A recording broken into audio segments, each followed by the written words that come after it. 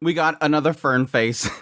I don't know if we can go an entire episode without getting a Fern face, but damn, episode 8 was massive hype. I do have to admit that this is kind of one of those cases where I'm like, I kind of wish that I just wait and binge it, because damn, if it didn't get all like super hype at the end of this episode and then just cuts off.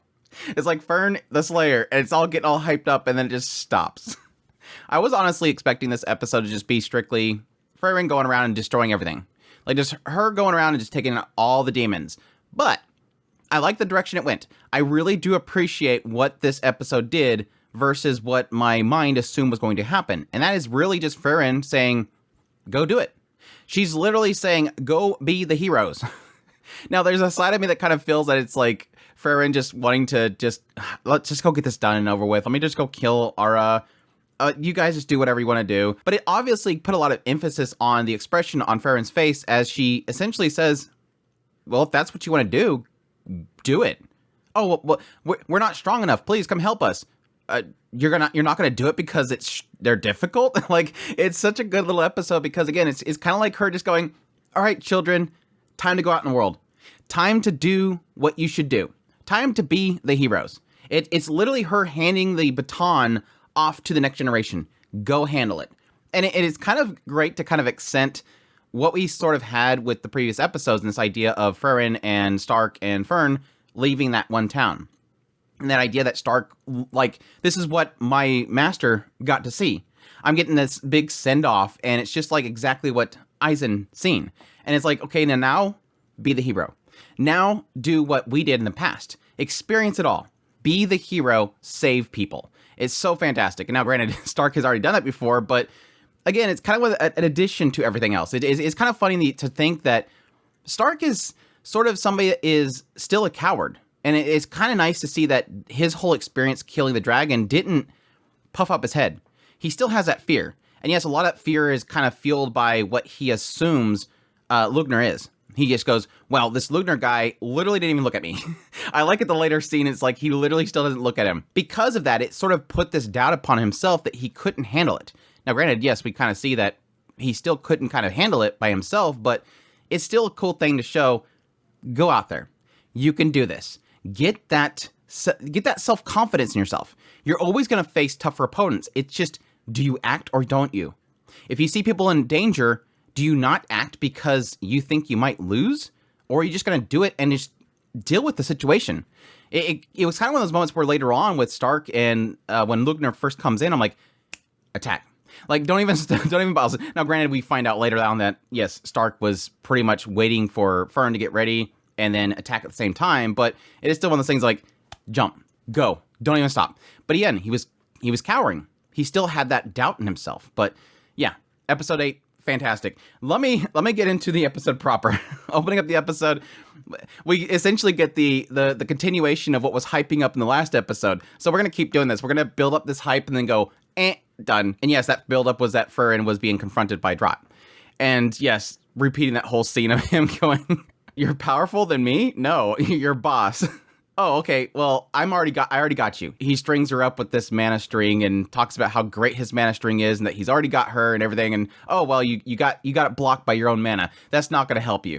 Yeah, it can't really break it, but that makes you think that you won. I love it. Just rips off his arms and just straight tackles him. Frieren going bloodthirsty mode. This is a new side of Frieren that we have not seen yet. It's just her being like, just attack mode, and it just was great. But the thing that I got the most kick out of with this scene, with Frieren taking out Draht, is the thing that is not really pointed out. The fact that as Draht is dying, as she's going to finish him off, still with this, wait, let's talk about this. I literally, when I watched that part, I started busting up laughing. This, again, is a consistency in this writer, and I love that. This writer takes the time to make sure that everything stays consistent. And yes, when a demon is about to die, Draht was full of himself. Goes in there, I'm gonna take you out. And it's funny that we finally, later on, find out that these guys are finally realizing who Frieren is. Even Lügner's like, oh yeah, that kind of looked familiar. Oh, that's right, Frieren. That was her. He didn't realize it. It's been so long, or at least maybe when they die or they're reincarnated or whatever, some reason Lügner forgot who she was. And I'm curious if we'll get into exactly what that is. Is it a case where they reincarnate themselves? Is there a case where maybe he got defeated and just for some reason over 28 years forgot who she was? There's a lot of things that can kind of lead into that. But he comes in there full of himself, strings her up, thinks that he's won, gets destroyed by her, and then resorts to what they always do. Let's talk. Humans like to talk. It would have been like 100 times more funny if he said, they think that there's power in words, and he's still relying on it in the end. Let's talk like humans do. Humans like to talk. Let's just talk. I'm surprised. I would have got a huge, massive kick out if he just started yelling mom. That would have been icing on the cake if he just starts yelling mom for some reason. But yeah, well, really fantastic scene. And yes, gosh dang it, is another thing I love about this writer. Fern obviously goes out, sees this guy's head's gone. He's like, crap. Yeah, they're probably going to blame that on me. They're probably going to blame that on me because the corpse is gone. I got to get out of here. And so, yeah, she goes to flee. Later on, Fern and Stark find her. And I love the fact that she literally points that out. The idea of, well, he's gone. They kind of disintegrate. And there's a body outside. They're just going to blame me. Thank you. Thank you. For once in the history of storytelling, thank you, writer, for not settling on that stupid trope of everybody starts to blame Frieren. It's obviously her. No, thank you. And again, this kind of plays into the last episode. This idea that Draht, he knows that these guys are tricking him. Now, again, the whole aspect of him bringing up fatherhood does throw him off. But he's still not an idiot. This is a person that has been leading a country. He's not an idiot. And so, yes, when he finds out this guard's dead and Frieren's gone, yeah, it's probably Lügner and his people. It's obviously them.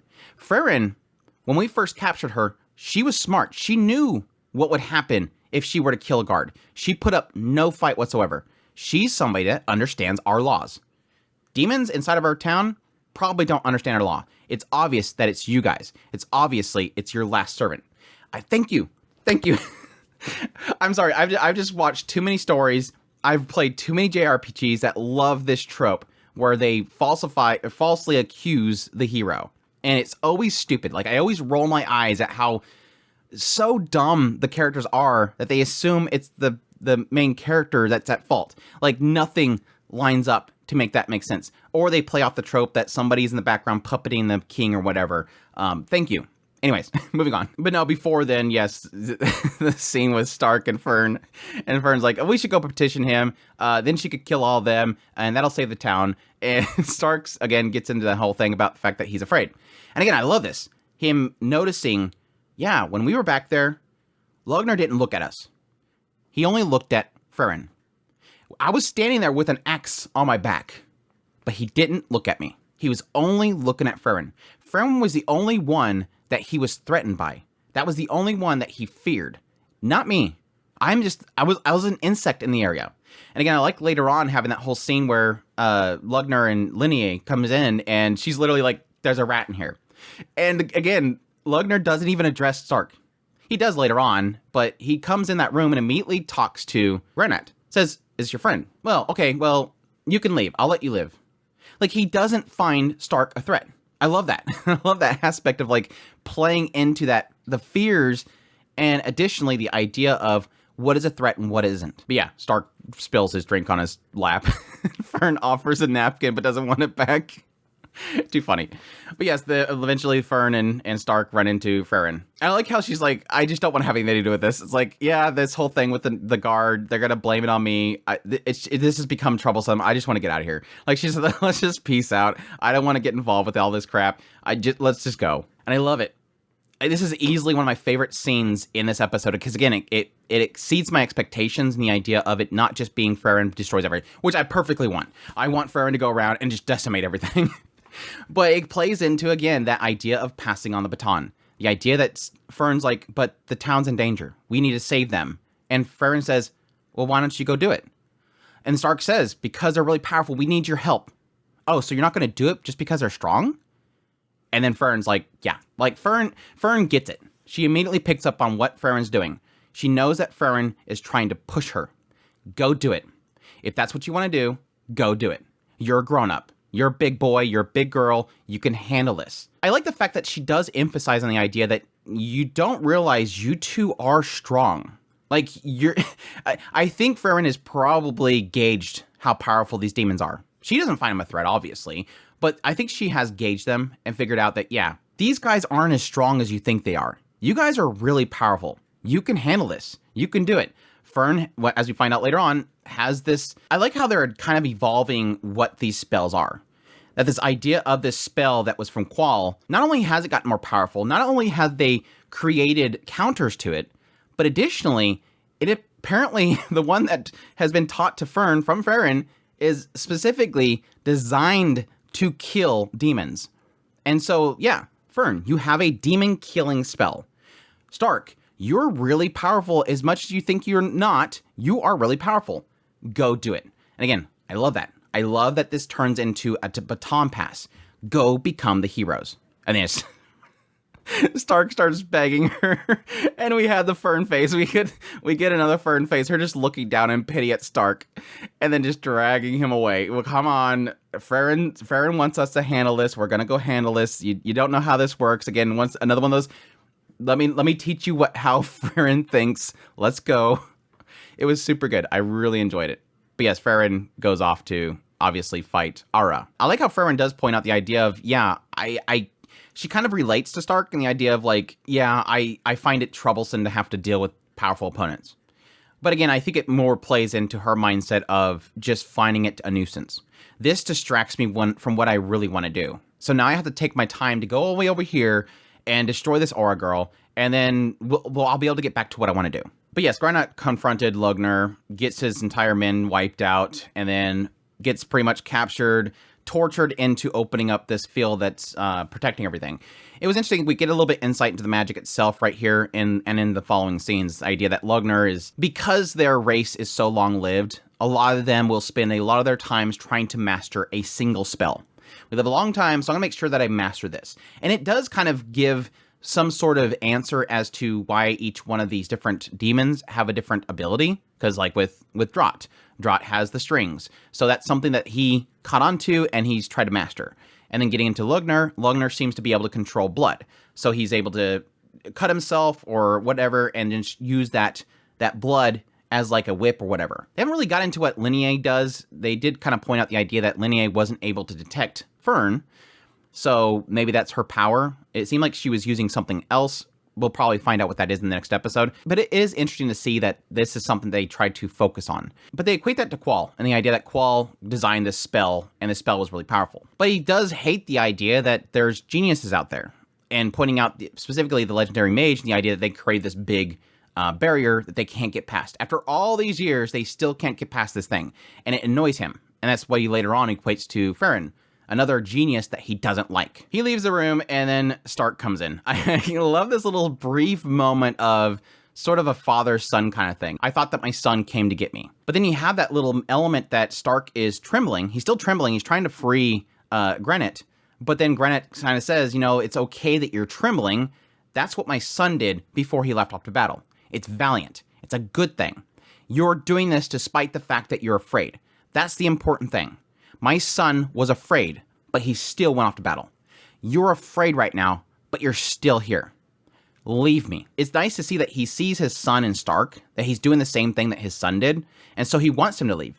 Don't worry about me. He even tries to threaten him in order to get him to leave. Yeah, you're speaking impolitely to me. That's an offense. But I'm going to let it slide. Just go.